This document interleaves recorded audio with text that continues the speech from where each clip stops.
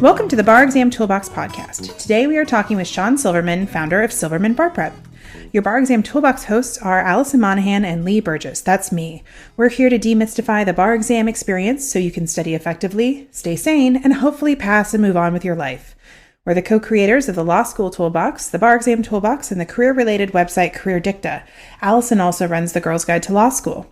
If you enjoy the show, please leave a review on your favorite listening app and check out our sister podcast, the Law School Toolbox podcast. If you have any questions, don't hesitate to reach out to us.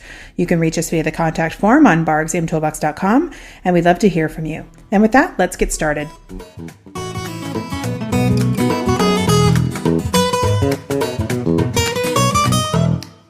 Welcome back. Today we are looking forward to our discussion with our guest, Sean Silverman, who tutors for the MBE, the Florida Bar Exam, and the UBE.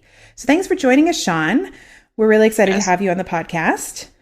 Thanks for having me. I know you are geeky like I am and like to talk about things like the bar exam on a regular basis. There aren't that many of us out there. Probably not that many of us out there. Exactly. So Sean, can you share a little bit about your background and what led you to work in bar prep? Sure. I teach quite a lot of tests. So I teach the SAT, I teach the ACT to high school students, the GMAT. I could probably go basically naming just about all of them. The GRE, the LSAT. I teach a lot of tests, and the bar exam was just sort of included in that at one point. So it didn't even start with the bar exam. I sort of pretty quickly out of law school, I started getting into the test prep world, started tutoring all these tests, and the bar exam was pretty natural for me, having graduated law school. Right. So I added it to that, but I'd say in the last 5, maybe 6 years, it's really become the primary test that I teach. As I'm sure you're aware, it could be quite demanding. So the other tests have sort of taken a backseat to it, but I still do teach those other tests, but quite a lot of my work these days is on the bar exam. So it does make a little more sense that, especially around the multiple choice, is something that you kind of have a lot of passion for. If you can have multiple choice passion, I think that probably is a thing. Yes. Because you have taught so many of these other tests that are all multiple choice. Yeah. And, obviously, and I think the issue with multiple choice on a law exam is just the fact that, well, it's hard for me to say now because things have changed so much since I graduated, but there wasn't a whole lot of practice with multiple choice when I was in law school. Yeah. And, it's sort of, yes, you're being tested on the same material, but it's sort of a different world than writing essays, You're still applying the law. That's the one similarity, but it's just so much different. So it always struck me as a little strange. There was no practice in law school for that, but things have changed. I think, go back even in the last 3 years, perhaps, things are starting to really change. Yeah. And with the way that law schools prepare students for the bar exam. But, when you're practicing for, let's just say, the SAT, it's just constant multiple choice because that's pretty much what the test is. So you're just consistently practicing that skill. And so, it's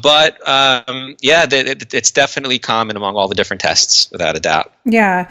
And I think we are also seeing with our law students that more and more law professors are working in multiple choice. I think they've been hesitant to do it only because they have to write those questions, which can be really challenging to do. Yes. But the other side is they're very easy to grade. So that is a perk. And they oftentimes will create a curve for the professor because students struggle more on multiple choice typically than they do on the essays.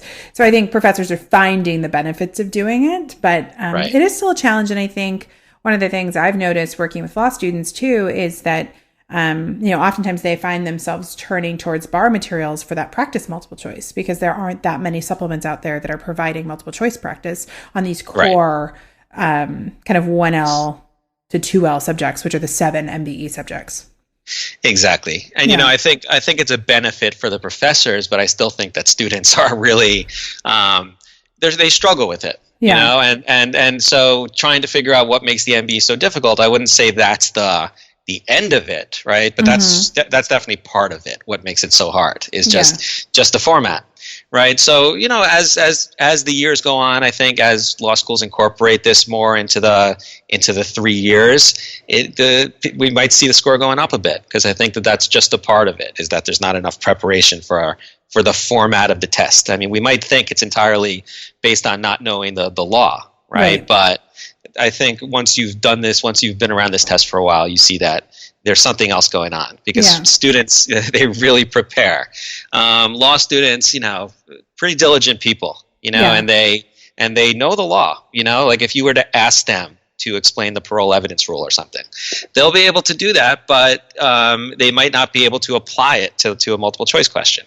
So I think that might help the scores. Yeah, and I think that people really don't give these multiple choice questions on the MBE enough credit. I think they are tricky. I mean, they're we'll talk in a few minutes about what the passing scores are, but I mean, to pass the MBE, you're still not like knocking it out of the park. I mean, most people aren't getting 95% of their MBE questions right. I am sure I did not when I sat for the multiple choice question.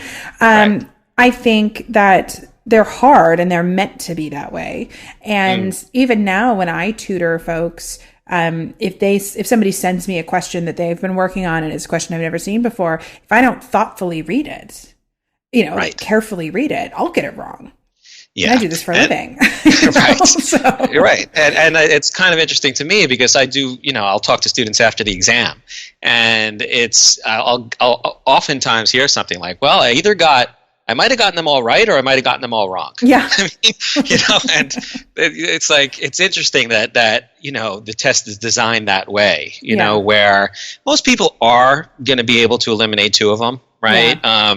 Although the really the really difficult questions, it might be hard to even do that. But the test is designed, I think, in my opinion at least, to have, very difficult questions, fairly straightforward questions, and something in the middle. In order to get that curve they're looking for. So for the most part, people are able to eliminate down to about two, but I definitely hear that from students. And I will say it's somewhat of a good sign to hear that, because for whatever reason, when you get it down to two and you leave the exam not knowing if you got any of them right, a lot of times you do get those questions right that you got down to two. You don't realize it at the time, but you're seeing something about one of them that's better than the other. And you're well, and I find this, I don't know if you find this with your bar students who are sitting for Florida and the UBE as well. It's like oftentimes if somebody's taken the exam before, they'll say, well, I walked out of that first exam and I thought I did pretty well, and then I was shocked to fail. And then they go sit for the exam again after working with a tutor, and then they come out and they're like, I mean, I think I did okay. It was really hard. Like I really, and I'm like, well, I think that's because you appreciated what the test was asking of you this time, because the test is hard. In the best of circumstances, it's hard for basically everybody. And if you see the level of difficulty, if you see a fact pattern, you see more issues than you have time to write about, then you're probably, understanding really what's in the question. If you're finishing all your questions early, unless you are a complete rock star, you've probably missed the boat. It's not the greatest sign to hear. I found it easy. It's not the greatest sign to hear that. And there's the chance that there's a little bit of luck involved with the bar exam, in the sense that there's just so much information to learn that many people decide at some point they're only going to focus on certain parts. Right. They're gonna give up on certain things, maybe Article 9 of the UCC or something. Yeah. They're gonna hope for the best. And if they happen to get all those things that they targeted, that could be, you could walk out of there pretty confident. But from my experience, hearing that the test was really hard, like you said, is actually somewhat of a good sign. Yeah. Yeah. Well, we've heard a lot in the bar prep world, the people who read bar prep things over the last few years, that MBE scores kind of have been taking a nosedive. I mean, overall bar passage has been taking a nosedive. And so I know we talked about the fact that law schools are just starting to do more MBE prep kind of by encouraging professors to do multiple choice work. What do you think is the reasoning for these MBE scores taking this dip? It's a tough call. Yeah. There's a lot of theories, right? I'm sure you've read about them. I've read about them. Some theories out there are that because less people are applying to law school, they're accepting people with lower LSAT scores, and then that's causing less people to pass the bar exam. But then there's the assumption that there's a correlation there, between LSAT scores, which happen before you even get to law school, right? 3 years of learning the law, and then you take the bar exam. So I think first they should prove that assumption correct, right? That there's some connection. We're talking about a pretty long distance, and we're talking about the fact that the bar exam is testing you on the things that you've learned after taking the LSAT. Right. So it would be interesting if there is a correlation, but I don't think that's proven. Mm-hmm. So I don't necessarily subscribe to that, but I don't have the answer. I find interesting though that in the last, I think, administration, maybe 2, the MBE scores have gone up a little bit. Yeah. Pretty slight, but they've gone up. And see, that to me is easier to explain. I think that has to do with the fact that law schools are sort of kicking up the bar prep. I graduated quite a while ago, but I don't remember even really hearing the word bar exam throughout my 3 years of law school. And that's just not the case anymore. I mean, they have departments that are dedicated to this test, and they just really prepare their students well. So, or they at least, they attempt to do what they can to help the students. And it looks like in the last test or two, things are going up. And I would attribute it to the bar prep in the law schools, I think. Yeah, I think especially the law schools who are kind of those lower ranked schools where larger populations were failing, I think, right. There are incredible risks, including getting in trouble with the ABA or the state licensing, the state bars that also accredit schools schools are at risk of losing their accreditation. There are many motivators to remain competitive. Yes. And even today, another law school announced that it was closing. In Georgia. Yeah. So, I think that there's a lot of pressure on the law schools, which is good. I mean, one would think that the law schools would be motivated to get their students licensed because what good is a JD if you aren't able to pass a bar exam? But on the other hand, I guess it doesn't really matter what the motivation is as long as people are getting prepared and better prepared for the exam. And if we're trying to figure out why it took so long, I think that there was just this idea that law school wasn't the place for that. Yeah. And in some way we're taking away from the education of the students by preparing them for the bar exam. But and that was the thought, But I think what you bring up is it could be self-interest on the part of the law schools for the most part, but they're definitely doing more now, and I guess we have to see if the trend continues. But there was an increase, so that was promising. I think it was the last exam. I was reading something that the mean score went up a little bit. Yeah, and so if you're listening to this and you haven't sat for the bar yet, so you're a 3L and you're thinking about the bar exam, if you don't understand the resources that your school is providing, you should go find the people who are coordinating those resources. Because, we work in private bar prep, and of course, we're always happy to have you come hire us. But you paid a lot to go to law school. So first, you should use all of the resources that your schools are providing. So I have seen, classes in your 3L year on bar prep. I've taught some of those classes. You can oftentimes get help with some essay reviews during bar prep season. Maybe there are academic counselors who will speak to you about your own individual needs around bar prep. If you have any sort of learning differences, there might be additional resources for you provided by the school. You need to take ownership and learn about what's available to you so you can access all of those resources, at least for your first attempt. Now, they might not all be there for you if you fail. And so, work the system. Right. You paid a lot of money, but I think the schools are still trying to figure out how to engage the student body around bar prep. And so I think, it behooves this individual student to go find the director of bar preparation services or academic support and start asking questions and figuring out who is able to, guide you and make sure that you're on the right list so you get notifications about things. Exactly. And on that note, I would say, and again, it's not a definite thing that all people would agree with, but perhaps, consider taking the classes that are tested. I mean, I understand this idea behind, there's absolutely more to law school than passing the bar exam, right? It's not a 3-year test prep, you know, but I'm just having been around this test for a while, I'll bring up Article 9 again, just because it's a difficult subject for students. And to me, the idea of having to first learn it, there's two difficulties with that. One, there's not a lot of time between the time you graduate and the bar exam. Secondly, you've got all these other subjects that you're going to be trying to learn at the same time you try to learn it. So the idea of actually trying to learn a subject strikes me as really hard. Yeah. I think you should be reviewing things you've already learned. Yeah. Some states test a lot of subjects, right? I know California tests quite a bit. bit. Florida tests a whole lot of subjects. So you might not be able to cover everything, but I think a goal should be to put yourself in a position where you don't have to learn a whole lot of new things, because that could be detrimental. I think that's a really good point. I think one of the pieces of advice I was given in law school was, maybe you can learn like a minor subject or two for bar prep, but the core subjects need to be covered. And so in California, they test community property and California wills and trusts and corporations and remedies and all of that stuff. They're like, don't not take all of those. You could take, I didn't take remedies in law school, but I took all the, the rest of the classes that remedies are based on. So remedies weren't like a foreign concept to me, but I was like, I took community property, but I didn't take wills and trusts, but some of wills and trusts is covered in community property because of how California law works. So it's kind of like, you still understood some of the death benefits. So when it came time to learn the test, it was like, well, at least I've seen some of this stuff before. But big core classes that are heavily tested, I wouldn't necessarily recommend, like you said, skipping it. And now that I know a lot more about the bar, they almost always test community property or wills and trusts in California.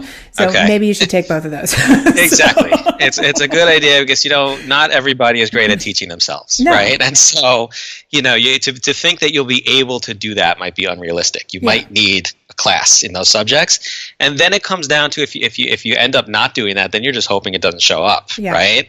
Yeah.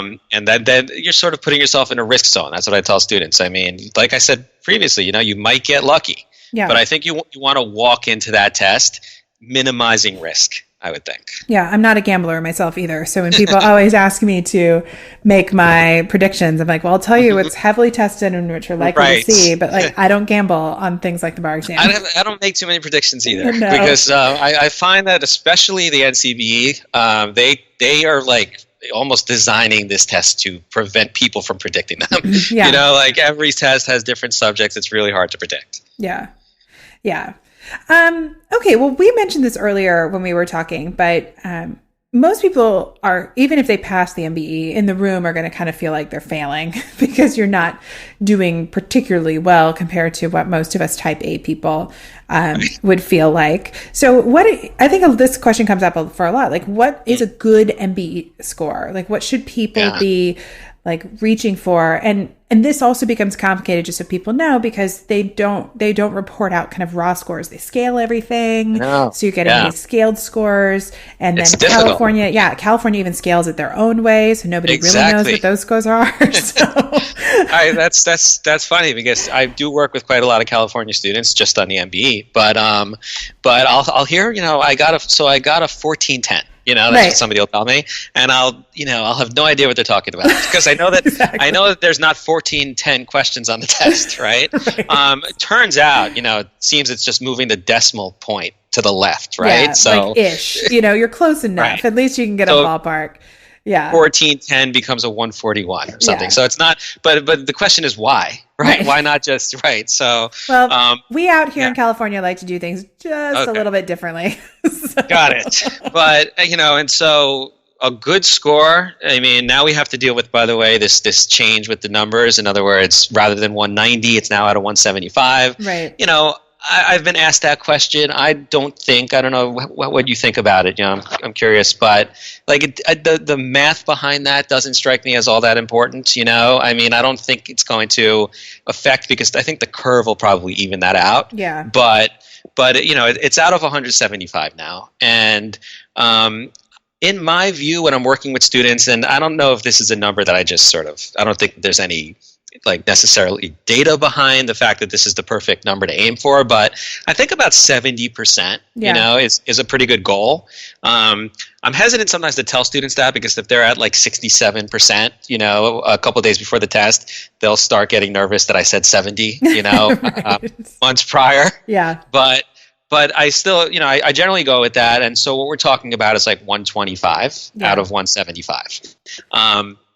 Thinking about that, that's a pretty decent cushion to have. We're talking about 50 questions, right, that you can essentially get wrong on the test. So it's really tough for law students to kind of internalize that, though.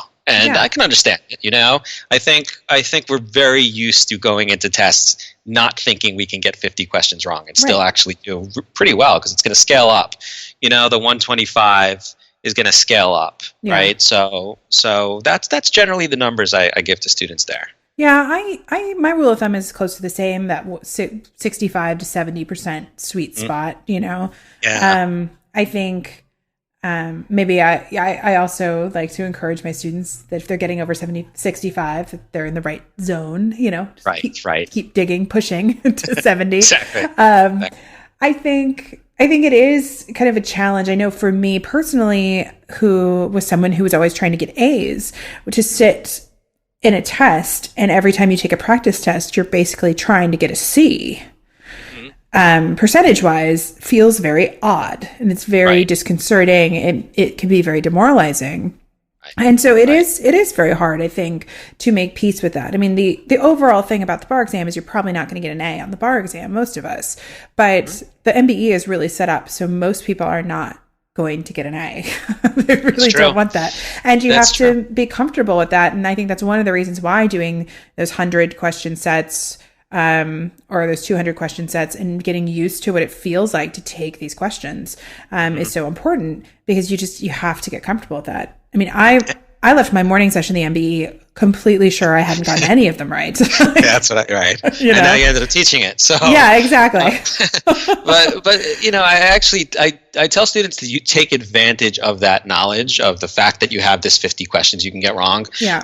In the sense that you're going into the test knowing that, right? Now, you have to be careful, I suppose, without like overdoing that idea and, taking it too easy, knowing that you have this sort of 50 questions you can get wrong. But at the same time, you can use it. You look at a question. It's one of those property questions that, somebody's subdividing the property into 1,000 different lots or something, and you don't want to deal with it. So you could skip that one, and you pick something, of course, right? But or just skip it for the time being. Just remember to go back to it and fill it in.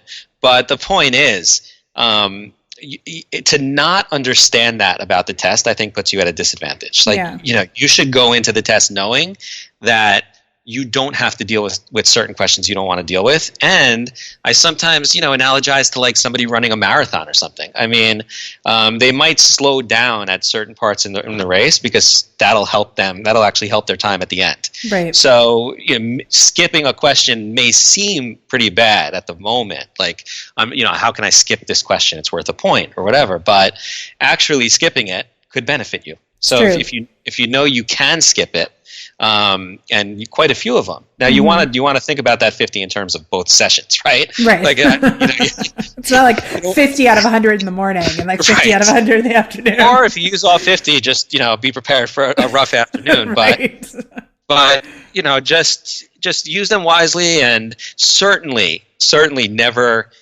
And this is another thing I think about law students, which I've noticed working with them, is that, you might get hung up on a question and not want to give up on it, but you should never do that if you know you have these questions that you can essentially just forget about, right? Because if you spend too long on a question, and you get it right, you're still missing some at the end, right? Yeah. Because you're not going to get to those at the end. So, and they're all worth the same points. You really do have to understand that. Yeah, if you don't finish the last 5 questions, but you got that one question that you spent 8 minutes on, right? That does nothing for your bar prep score. That just sends it down, because you've just you're just guessing on the last 5 questions. You'll be guessing at the end. Yeah. You'll be guessing at the end, and you just got that one right. But if let's say you get 5 wrong at the end, that question cost you 4 points. Yeah. Right. So yeah. Yeah. So if you're concerned about your score, let's say you've sat for the bar exam before, or you've done some kind of early bar prep, and you are listening to us talk about this and starting to sweat because 65 to 70% sounds unreasonable. What do you recommend is kind of the first thing people start to look at when they are saying, the MBE is a problem for me? Is it usually like a problem with the law, a problem with issue spotting, a problem with test taking in general? What are kind of your first things that people should start to evaluate?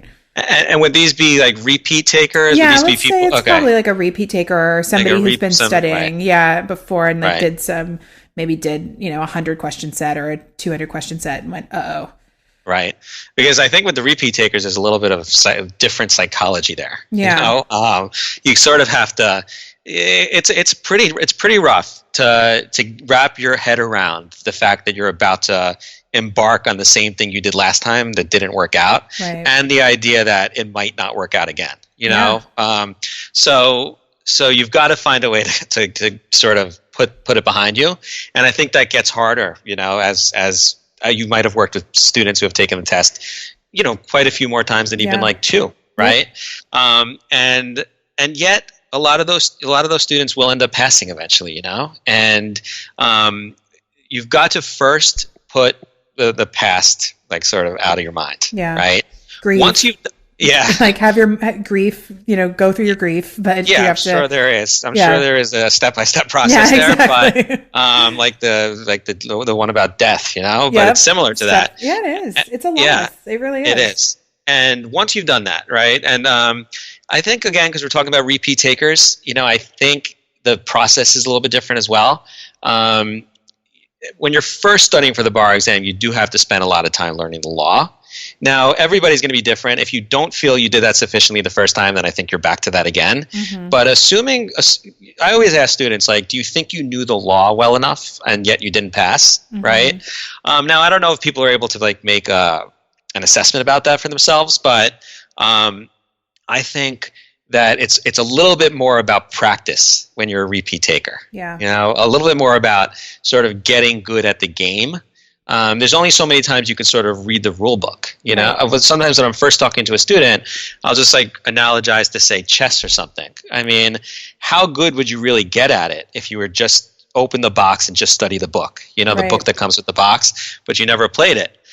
So I really think for a lot of reasons that you should be doing a lot of practice questions when you're a repeat taker. You have to start seeing the score going up. Yeah. And I think it's pretty boring actually to be poring over contract law as well. Over and over, just staring at the outline over and over again. So a lot of practice, and don't toss the outlines, of course. You need them there. You get a question wrong, I think the outlines are a good place to go back, try to figure out, what it is you didn't know. Why did you get that question wrong?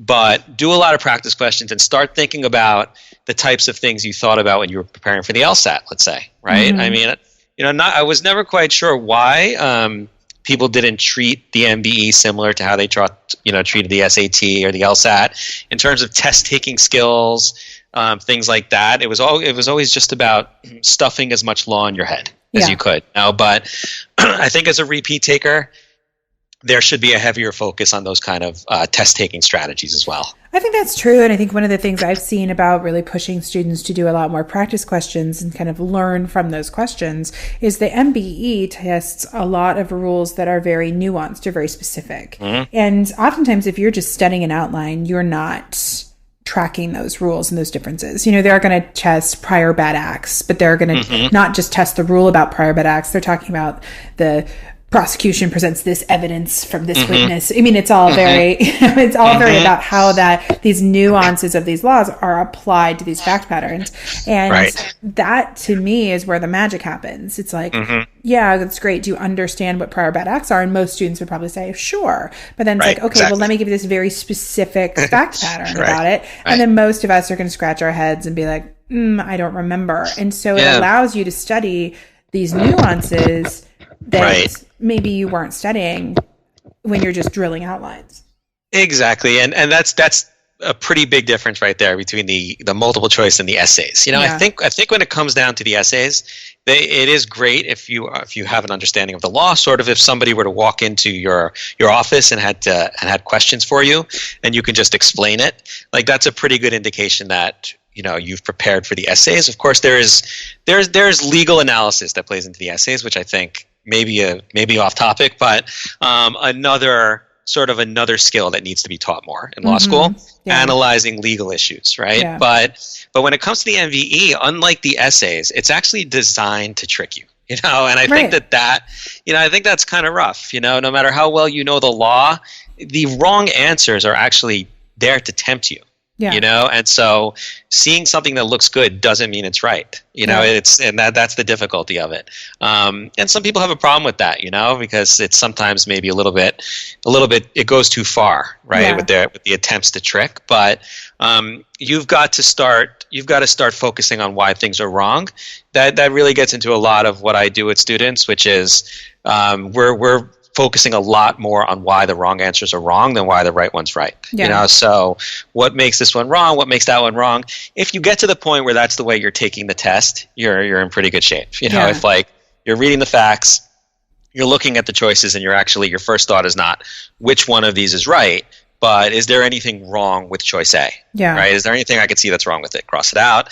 You'll most likely get it down to 2, you know, like we said before, and then again, the key, try to figure out between those 2 something that's wrong with one of them. You know, and you'll be left with the right answer, which, you know, I think I've heard you talk about this previously, is that, you know, the right answer is not always perfect. You know, I mean, that's just the way the test is designed also, is that, so if you're looking for the perfect answer, you're probably taking the test the wrong way. Yeah, I think that's really true. And the other thing that I think students through practice can really start to see is the way that they craft these fact patterns. I mean, this is the same thing we say when studying the essays as well. But, you know, so often a student will bring me a question and be like, well, I don't understand why. They get it down to 2. And it's like, I don't understand why C was right over B. And I'll be like, well, C is about the facts and the fact pattern, and B really isn't. So why did they even include these facts if they didn't want the answer to relate to those facts? You know, so they don't just waste ink. Usually there's like a reason for it. And, you know, and I can honestly say when I was studying for the test, I did not see multiple choice questions like that. But I think that's one of the things when you have worked with these exams for a long time, you do start to see if you become a better reader of the facts and a better kind of like student of the test, you can start to see things like that and be like, oh, that is weird that they said that there was that, you know, regulation. I bet that the answer that I need to pick is about the regulation.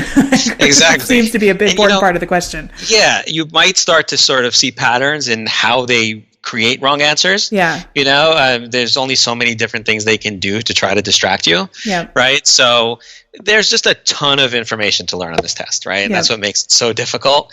It's really hard to wrap your head around everything you need to know. And if you're just studying outlines, it's sort of, that's your goal, is to try to learn as much material as you can.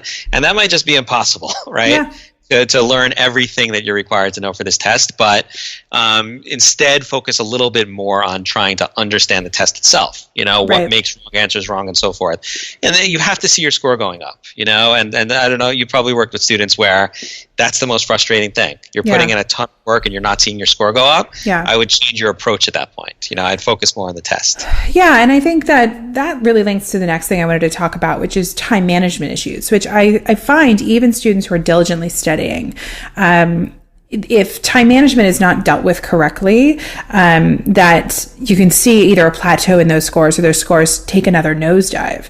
And I don't know if this is something that you've seen, but even with students who don't get extended time, if somebody feels that they have like a short attention span, so they may not be someone who's been diagnosed with something like ADHD and gets extended time, but they find their minds wander, especially because multiple choice can be boring. And so it can be very hard to focus. You know, we've really experimented with taking little mini breaks or like trying to do something every 10 questions to like clear your head. But I've found that students can really, through poor time management, of either trying to push through when they're too, you know, they're kind of burned out and exhausted, or like we said, spending too much time on questions, so you're missing questions at the end because you don't even have an opportunity to read them. That can be one of the things that can really nosedive a score and leave people feeling really frustrated. Yeah, and these are like the variables outside of the law, right? Yeah. To do well in the MBE.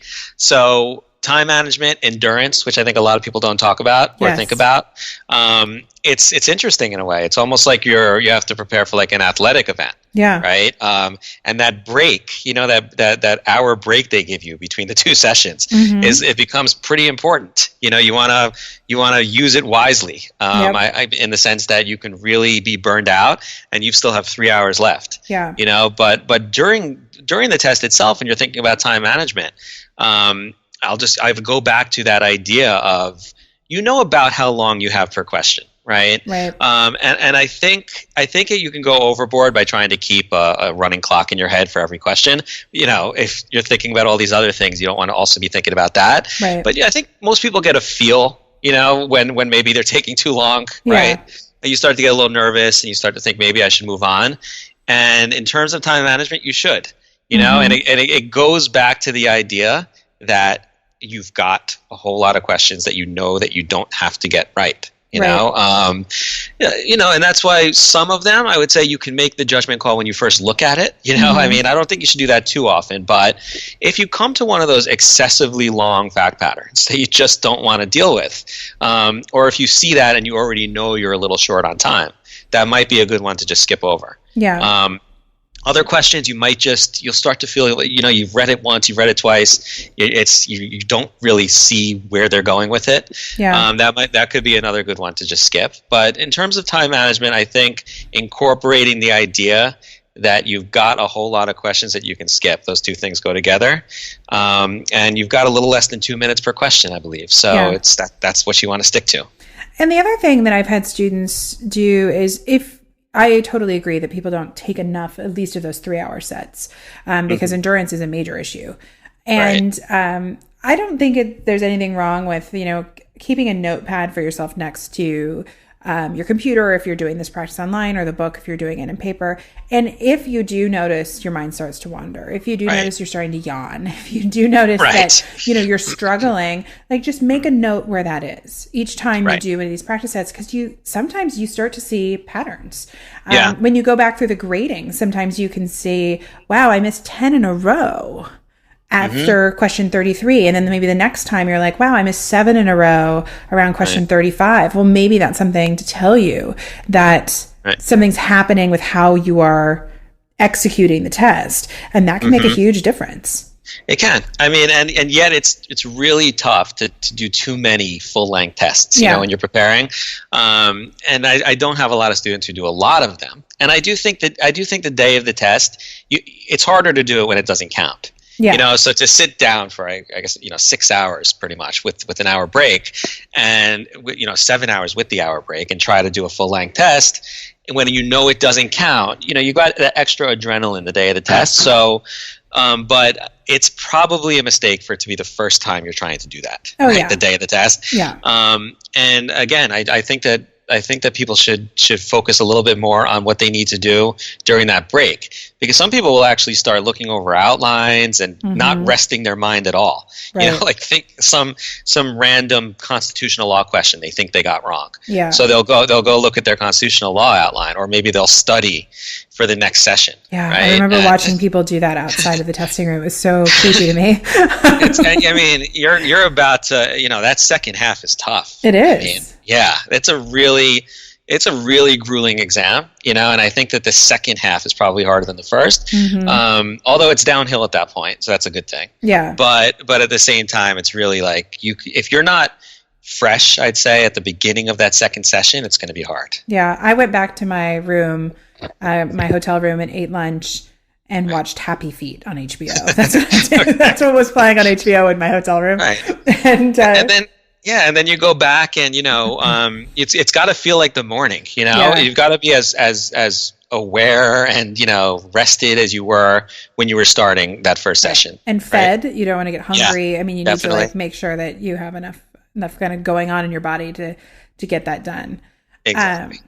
So because you tutor both the SAT and the LSAT and all these other tests, I think by the time people get to the bar, we've learned a lot of tricks, whether it be how you eliminate answer choices or things like that. I mean, do you feel like a lot of these test taking tricks still work for the MBE, or do people need to kind of start abandoning them and looking at this test differently?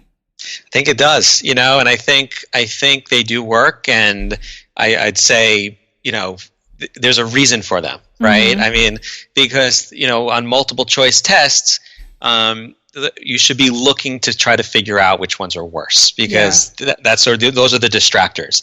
So I don't see any difference really between how that worked, let's say on the LSAT, and how that works on the bar exam. You've got to continue to use the skills you've learned from multiple choice exams on the MBE, right? And just get rid of what you think is wrong. Yeah, I think the only thing that I have seen people struggle with is if they try and work backwards from those answer choices too much, which I know is something that, like, especially back in SAT days, like, you would often do math questions. You could kind of like work backwards because I think some of those answer choices are so distracting that that you can send your, like, oh, the question's about this, where it's like, instead of letting the fact pattern drive what the question's about. So that's the only one that I've kind of encouraged people to like not do, is say, like, study the fact pattern first, and then you can use your kind of tricks to eliminate, answer choices. But the really good distractors are really distracting. Right. And I think that I think that applies to a lot of tests. Like, once you start going down the road of trying to outsmart the test, let me try to read the answers first and maybe find in the facts something that makes the answer right. It can become tough, but I think that's the case with even the SAT. Let's say somebody's doing like the critical reading on the SAT. They might want to try to read the question and then go find the answer, as opposed to reading the passage first and then answering the questions. So there are different tricks and so forth, but I think at the end of the day, you want to get to the point where you can do the question in the order that it's presented. But I do think, and again, I think that maybe different people feel differently about this, but I like reading the call of the question first. And not the answer choices, but just getting a feel for what issue is being tested. Right. I stress this pretty heavily, especially when you're taking the MBE. You don't even know what subject you're in. I mean, it's not even a matter of not knowing what issue within a given subject is being tested. But I don't like the idea of sort of jumping into the facts blind. And so I'll read the question. I'll know what subject it is, then read the facts, and then start eliminating. That's the approach I take. But I think that there's probably reasonable different approaches than that, but that's just the one I recommend. And hey, this is why you practice, so you can test these approaches and find out what works for you, because we're all different people. And, like that's kind of the name of this game. I think people if you're a first time taker, you show up for the commercial bar course that you've signed up and they tell you one thing, and then you're like, well, I guess that's the way I have to do it. And then your scores aren't going up and you're like, uh-oh, what do I do? Well, you have to own your own bar prep and start experimenting with other things. Either get outside help or, take some of the things we've been talking about and saying, okay, I'm going to try this. Oh, am I doing this? So you can try and like own your own experience, because we're all different. And there are people who are just great multiple choice takers. And there are those of us who have to like study for it. And that's just, that's always how it's been. And, then it's like you don't even need the same prep as the person sitting next to you necessarily. Right, and that could be a weakness in the system. Like when you're at a big bar review company, kind of. When I was in law school, I think they had like televisions where they would show the lectures on TV, and at that point, it's sort of just everybody is just supposed to do what they say, right?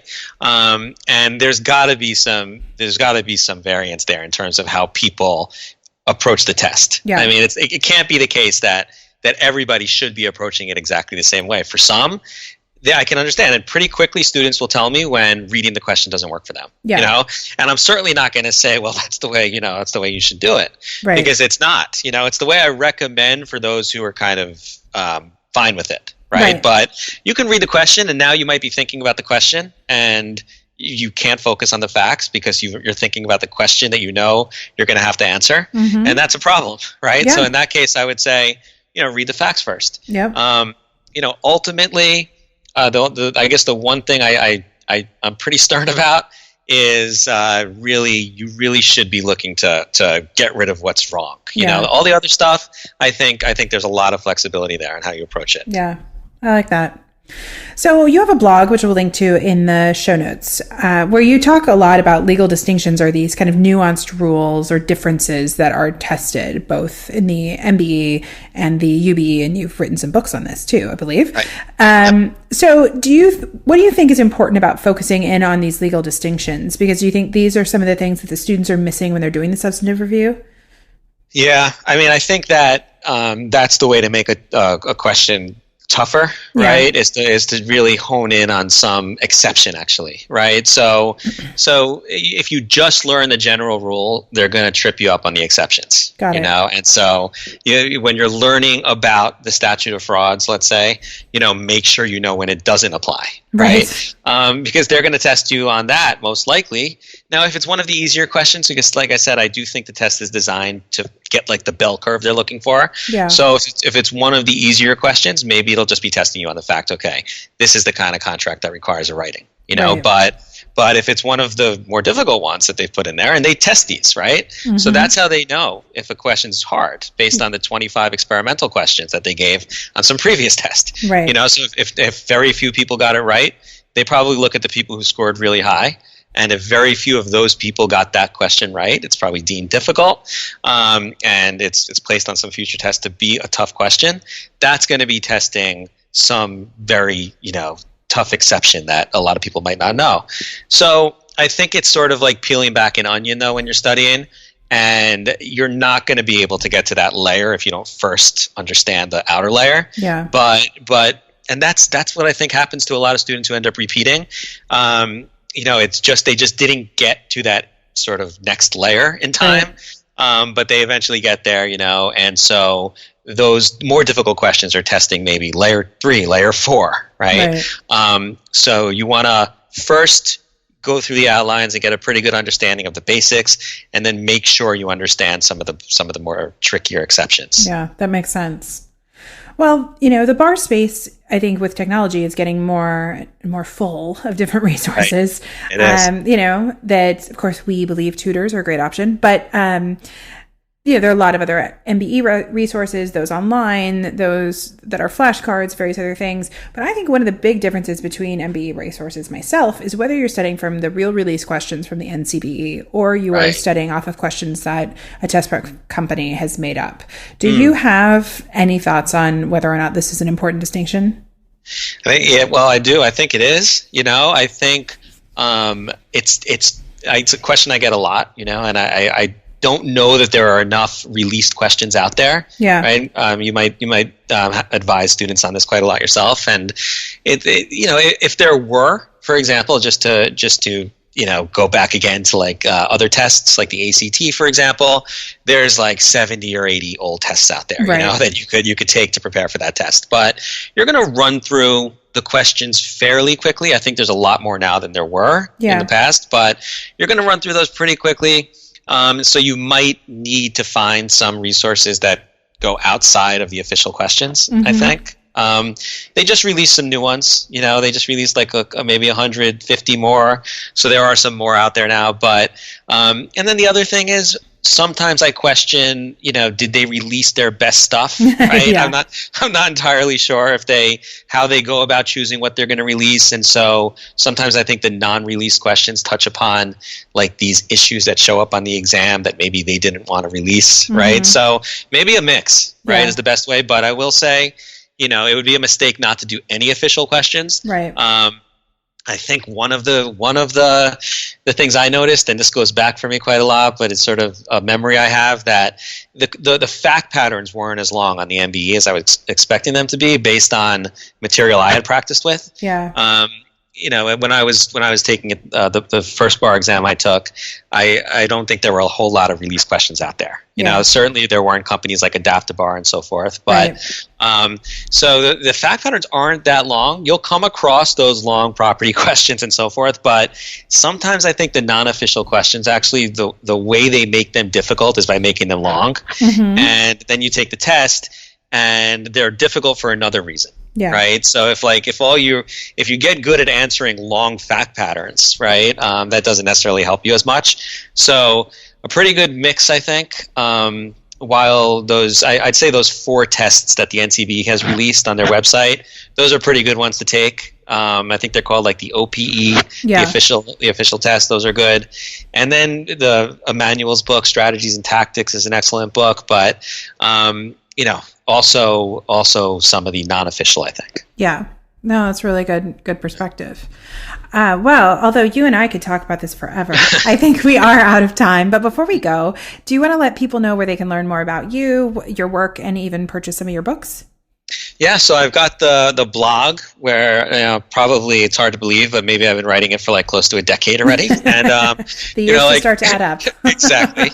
And so much of what I just think about the bar exam, there's less strategy on there actually than there is just substantive law, based on the fact that I feel like the strategy is harder to kind of teach on a blog, but there's a whole lot of substance on there, and I sell my books now exclusively on there so that students can just download them. Great. So they can also get the books on the blog. Great. Yep.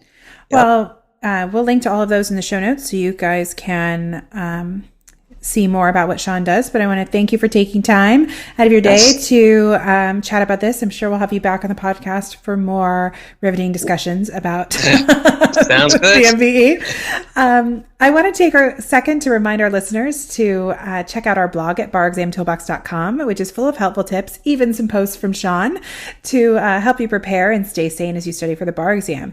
You can also find information on our website about our courses, tools, and one-on-one tutoring programs to support you as you study for the UBE or California bar exam. If you enjoyed this episode of the Bar Exam Toolbox podcast, please take a second to leave a review and rating on your favorite listening app. We'd really appreciate it. And be sure to subscribe so you don't miss anything. If you're still in law school, you might like to check out our popular Law School Toolbox podcast as well. If you have any questions or comments, please don't hesitate to reach out to myself or Alison at lee@barexamtoolbox.com or Alison@barexamtoolbox.com, or you can always contact us via our website contact form at barexamtoolbox.com. Thanks for listening. Good luck with the MBE practice, and we'll talk soon.